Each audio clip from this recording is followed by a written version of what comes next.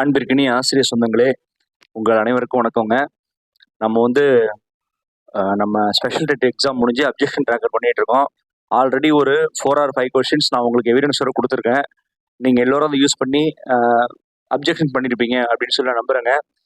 இப்போ வந்து இந்த வீடியோவில் நான் இன்னும் 2 கொஸ்டின்ஸு வித் எவிடன்ஸோட வந்திருக்கேன்.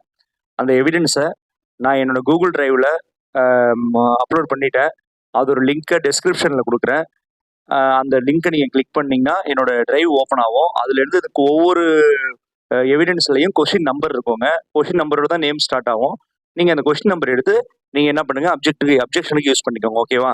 ஸோ நம்ம பண்ணுற அப்ஜெக்ஷனால நமக்கு 1 மார்க் கிடைக்குது. அந்த 1 மார்க் வழியாக நம்ம எலிஜிபிலிட்டி ஆகிறோம் அப்படின்னு பார்த்தீங்கன்னா ஒரு லைஃப்பில் நமக்கு ஒரு பெரிய ப்ராசஸ், அது முக்கியமான மூமெண்ட் அது. ஸோ அதை நீங்கள் பயன்படுத்திக்கோங்க. ஸோ இப்போ நம்ம வீடியோ ஸ்டார்ட் பண்ணிடலாமா? இதில் வந்து இன்னைக்கு பார்த்தீங்கன்னா நம்ம வந்து 2 கொஸ்டின் அப்ஜெக்ட் பண்ண போகிறோம். சோஷியல் சயின்ஸில் ஒன்றும், தமிழில் ஒன்றுங்க. இது 2மே உங்களுக்கு வந்து மதிப்பெண்ணை வாங்கி தர வாய்ப்புள்ள அப்ஜெக்ஷன்ஸ் தான். நாம் அதை பார்த்துடலாமா? ஃபர்ஸ்ட் பாருங்க, பொன்னகர் இலக்கண குறிப்பு தருக. எவ்வளவோ ஆசிரியர்கள் என்னோட கமெண்ட் பாக்ஸில் இதுக்கு நீங்கள் ப்ரூஃப் ரெடி பண்ணுங்கன்னு கேட்டுகிட்டே இருந்தாங்க.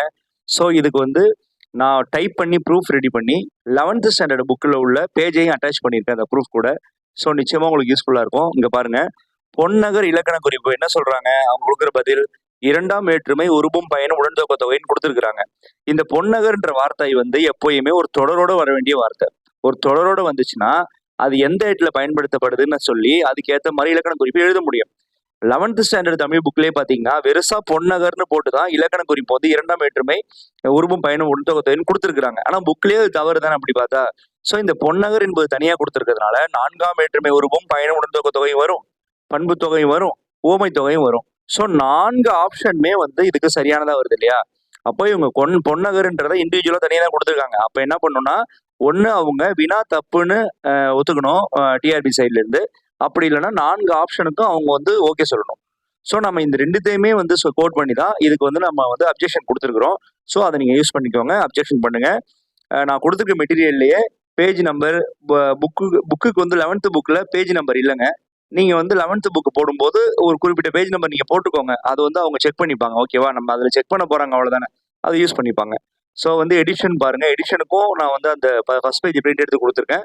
அந்த பிடிஎஃப்ல அட்டாச் ஆகிருக்கு. நீங்கள் அதை ஃபுல்லாக யூஸ் பண்ணி அதுக்கேற்ற மாதிரி அப்லோட் பண்ணிக்கோங்க. இப்போ அடுத்தது பாருங்கள், இது ஒரு முக்கியமான கொஸ்டின். ஆப்பிரிக்காவில் தோன்றி பின்னர் உலகத்தின் வெவ்வேறு பகுதிகளுக்கு இடம்பெயர்ந்த மனித மூதாதையர் இனத்தின் பெயர். நம்ம எந்த மூதாதையர் பார்த்தா இவங்க ஹோமோ எரெக்டஸ்ன்னு சொல்கிறாங்க. அப்படி பார்த்தா ஹோமோ செப்பியன்ஸையும் சொல்லலாம், ஹோமோ ஹெஃபிலிஸையும் சொல்லலாம், ஆந்த்ரோஃபிலிக்ஸ்னு ஒருத்தங்க அவங்களையும் நம்ம சொல்ல முடியும்.